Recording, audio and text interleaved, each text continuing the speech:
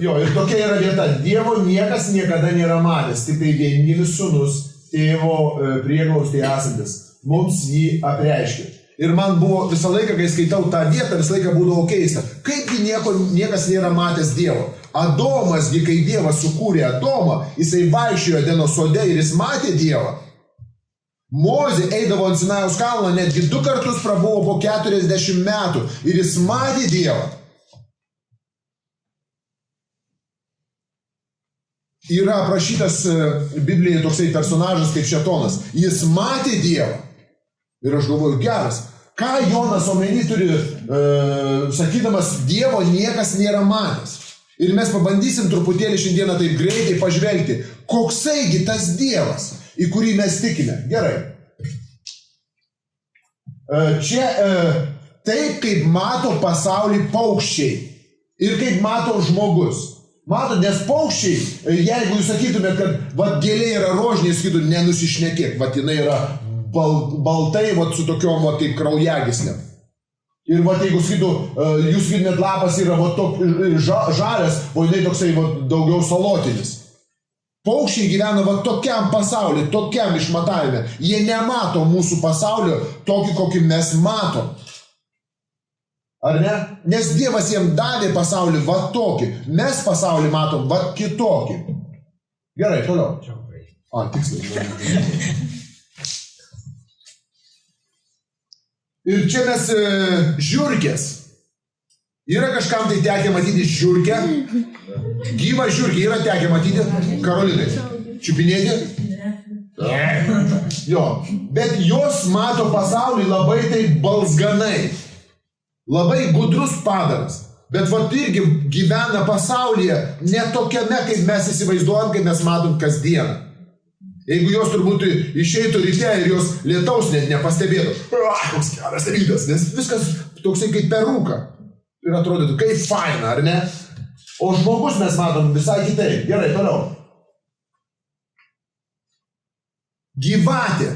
Gyvatė jinai mato daugiau pagal šilumos receptorius. Ar ne? Mato, kaip matė tą filmą Grobuonis. Va tai panašiai mato gyvatė.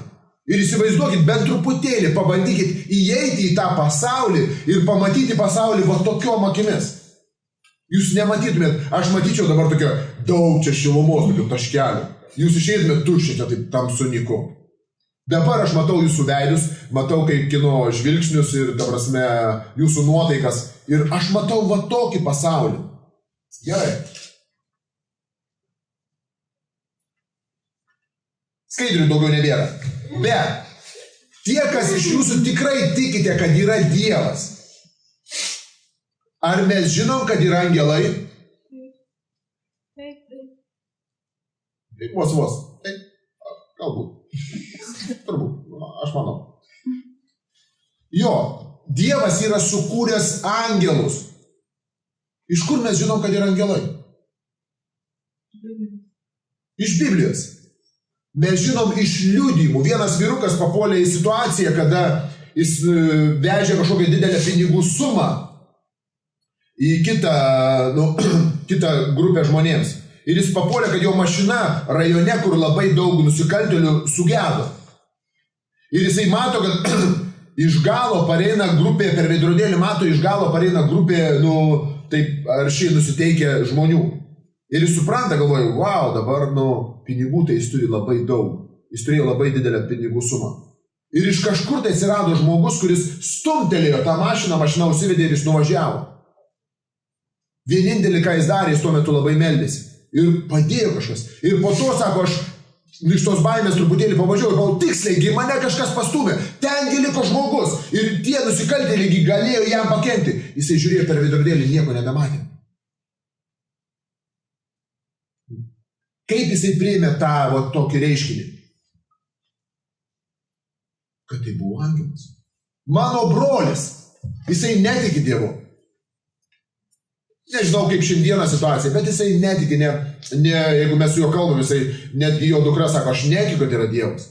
Jie taip supranta pasaulį, bet jis papuolė vieną kartą į aplinkybės, kada jis miegojo lovoj ir kažkokia tai jėga jį pakėlė iš lovos. Ir aš jo klausiu, brolau, kaip tu priimi šitą situaciją? Kaip tu tai suvoki? Kas buvo to jėga, kuri tave pakėlė? Nebuvo nieko daugiau kambarį, tu sąmoningas žmogus. Kažkasgi pakėlė tavęs iš lovos. Kaip tu savo, ne man tu atsakyk, kaip tu savo atsakai į tą klausimą? Ir mes žinom, kad vyksta daug tokių dalykų, kurių mes nematom, bet tai yra faktas, kad tai yra. Ir jeigu yra tos būtybės, vadinasi tos būtybės, jos mato kažkaip tai pasaulį. Ir jos sako, žinot, kas yra labiausiai įvardintas Biblijoje kaip geriausiai tikintis? Turit variantų? Jėzus? Tamsme, jis yra Dievas. Jam tikėti nereikia savimi. Palauk, aš iš tikrųjų esu Dievas? Ne, jam nereikia tikėti. Iš kūrinių, kas yra labiausiai įvardytas, kad labiausiai tiki Dievu? Yes! Pan Lucifer. Nes jisai matė Dievą, jisai supranta situaciją, jis yra maišto pradininkas. Ir jisai sako, jisai žino ir dreba. Nes iš mūsų daugelis turim tokį kažkokį balsganą suvokimą apie Dievą. Kažkokį tokį menką tikėjimą. Iš kur aš žinau, pats iš savęs suprantu, kad kartai kažkur tik tai apčiopiamai tai suvokiu.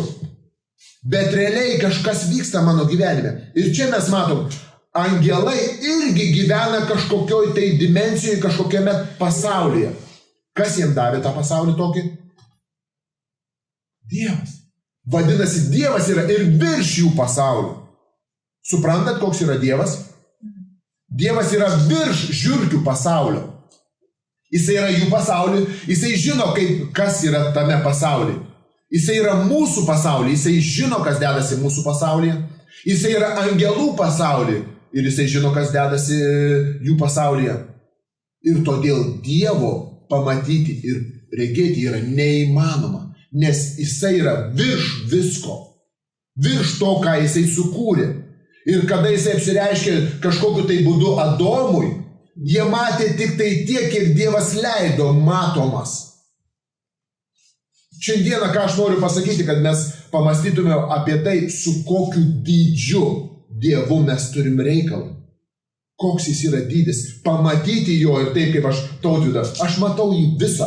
Robertėlį matau visą. Virgį matau visą. Dievo padaryti, tai pamatyti visą yra neįmanoma. Ir todėl Jonas rašo, Dievo matyti yra, niekas nėra matęs. Yra matęs, Dievo niekas niekada nėra matęs. Yra matęs dalelę. Ir viskas. Mano mėlėjai, šiandieną pradžia yra tokia, kad mes susidurėm. Ir aš kai tai suvokiau, wow, Dieve, tu toks didingas, tu iš tikrųjų esi virš visko. Nes jisai viską padarė. Ir jis yra virš viso tai, ką jisai padarė. Įsivaizduojant, kiek yra dydis mūsų Dievas. Gerai, o rytoj mes tęsim toliau Dievo pažinimo.